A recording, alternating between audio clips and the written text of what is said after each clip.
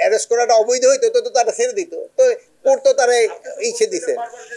এখন এখন এখন যদি হয়রানিমূলক হলে তো কোর্ট তারা ছেড়ে দিত, যেহেতু এটা হয়রানিমূলক নাই জন্য কোর্ট তারা ছাড়ে নাই। যে দোষী সে কোনো অবস্থায় ছাড়া পাবে না। আমি আরেকটা কথা সবসময় বলি যে আমরা সবসময় যে চুনা পুঁঠিগুলি ধরি, এই রুই মাছ বড়গুলি কিন্তু সবসময় ছাড়া পাওয়া যায়।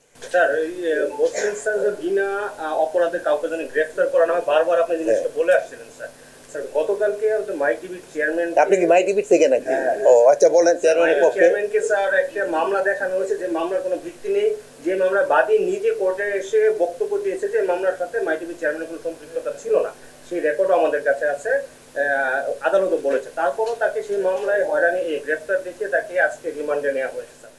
এইটা ক্ষেত্রে আপনারা শুনেন, আমার না জিজ্ঞেস করেন, কোর্টে জিজ্ঞেস করেন, যেহেতু আপনি তো আর্গুমেন্ট দিচ্ছেন। এখন আপনি কোর্টে তো বলছেন, কোর্টে এখন পুলিশকে যদি শোনেন আমার কথা, যদি পুলিশের অ্যারেস্ট করাটা অবৈধ হইতো তো তারা ছেড়ে দিত, তো কোর্ট তো তারা ইচ্ছে দিছে। এখন এখন এখন যদি হয়রানিমূলক হলে তো কোর্ট তারা ছেড়ে দিত, যেহেতু এটা হয়রানিমূলক নাই জন্য কোর্ট তারা ছাড়ে নাই।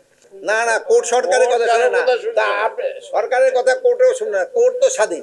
তাহলে তো পুলিশ স্যার যে 300-400 আসামি করে যে মামলাগুলি হচ্ছে স্যার, এই গত মাসেও স্যার হচ্ছে, এইগুলির ক্ষেত্রে আমরা বলছি যে পুলিশের না, পুলিশ তো করে না, জনগণও কিন্তু এখন এই মামলার এই জনগণই করছে। এটা তো আমরা কম, এই জন্য ওই যে আমরা আরেকটা কমিটি চেষ্টা করতেছি। এটা কি, যেহেতু এটা যে আইনের অনেক রয়ে গেছে, বাট আমরা চাচ্ছি সাধারণ জনগণ বা নির্দোষ জনগণ যেন কোনো অবস্থায় পানিশমেন্টের আওতায় না আসে।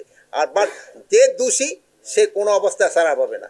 আমি আরেকটা কথা সবসময় বলি যে আমরা সবসময় যে চুনা পুঁঠিগুলি ধরি, এই রুই মাছ বড়গুলি কিন্তু সবসময় ছাড়া পাওয়া যায়। যেমন ধরেন যে একজন বড় ধরা পাওয়া গেছে, আপনারা খুব লেগে গেছেন, কিন্তু চুনা পুঁঠি সম্বন্ধে কিন্তু আপনারা কেউ বলতে চান না। এই জন্য আপনাকে আমি অনুরোধ করবো যে ছোটোখাটো যারা আছে তারাও যদি কোনো নির্দোষভাবে কাউকে ধরা হয়, আপনারা তাদের সম্বন্ধে বলবেন। আর আপনারা সবসময় সত্যি ঘটনা দিয়ে থাকেন, এই জন্য আমি আপনাদের আবারও ধন্যবাদ জানাই।